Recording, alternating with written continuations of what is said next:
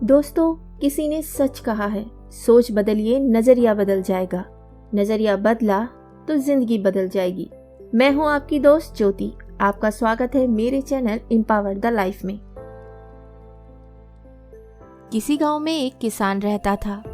उसकी थोड़ी सी खेती बाड़ी थी। उससे उसे जो कुछ मिल जाता उसी से वह अपनी गृहस्थी की गुजर बसर कर लेता था। कभी किसी के आगे हाथ नहीं फैलाता था। संयोग से उस किसान का एक बैल मर गया। बेचारा बड़ी परेशानी में पड़ गया। खेत को बोना जरूरी था, पर बोए कैसे? बैल तो एक ही रह गया था। उसने बहुत सोचने के पश्चात एक फैसला किया। हल्के जुए में एक और बैल जोता और दूसरी ओर अपनी स्त्री, और फिर काम करने लगा। उसी समय वहां का राजा अपनी रानी के साथ रथ पर उधर से गुजरा। अचानक उसकी निगाह हल पर गई, जिसके जुए में एक और बैल और दूसरी ओर स्त्री थी। उसे बड़ा आश्चर्य हुआ, साथ ही दुख भी। उसने रथ को रुकवाया और किसान के पास जाकर पूछा, यह तुम क्या कर रहे हो?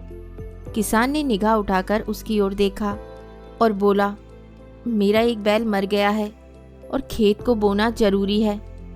राजा ने कहा, भले मानस, कहीं स्त्री से भी बैल का काम लिया जाता है? किसान बोला, क्या करूं और उपाय ही क्या है? राजा ने कहा, उपाय? तुम मेरा एक बैल ले लो, जाओ। मेरे पास इतना समय नहीं है। इतना कहकर उसने बैल को आगे बढ़ा दिया। राजा ने कहा, सुनो भाई, तुम अपनी स्त्री को बैल लाने के लिए भेज दो। जब तक वह आए तब तक मैं उसके स्थान पर काम करूंगा। किसान की स्त्री ने कहा, तुम तो बैल देने को तैयार हो, पर तुम्हारी पत्नी ने इनकार कर दिया तो? नहीं, ऐसा नहीं होगा। किसान राजी हो गया। उसकी स्त्री राजा के यहाँ बैल लेने चली गई और राजा ने हल्का जुआ अपने कंधे पर रख लिया।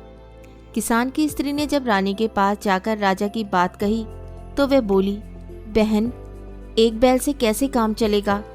तुम्हारा बैल कमजोर है, हमारा बैल मजबूत है। दोनों साथ काम नहीं कर सकेंगे। तुम हमारे दोनों बैलों को ले जाओ। स्त्री बड़ी लज्जित हुई। उसे तो डर था कि कहीं वह एक बैल भी देने से इनकार ना कर दे। वहीं एक छोड़ दोनों को देने के लिए रानी तैयार थी। स्त्री बैल लेकर आई और पूरे खेत की बुवाई हो गई। कुछ समय बाद फसल उगी। किसान ने देखा तो उसे अपनी आंखों पर विश्वास नहीं हुआ। सारे खेत में अनाज पैदा हुआ, लेकिन जितनी जमीन में राजा ने हल चलाया था और उसका पसीना गिरा था, उतनी जमीन में मोती उगे थे। यह करामात सच्ची मेहनत की थी। जहां राजा जनता की सेवा में अपना पसीना बहाता है, वहां ऐसा ही फल मिलता है। गौतम बुद्ध कथा समाप्त करते हुए बोले, कहो शिष्य, क्या अब भी तुम्हारी जिज्ञासा शांत नहीं हुई? अवश्य प्रभु, मैं समझ गया कि सच्ची मेहनत की परिभाषा क्या है।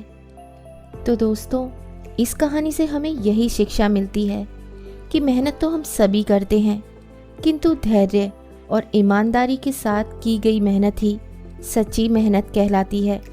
साथ ही जिस मेहनत में आपका निजी स्वार्थ न जुड़ा हो, जो सिर्फ दूसरों के लिए की गई हो, परोपकार के लिए की गई हो, वही सच्ची मेहनत कहलाती है। और साथ ही जब आप किसी अच्छे कार्य के लिए मेहनत करते हैं तो आपको उसका फल अपनी उम्मीद से कहीं ज़्यादा मिलता है।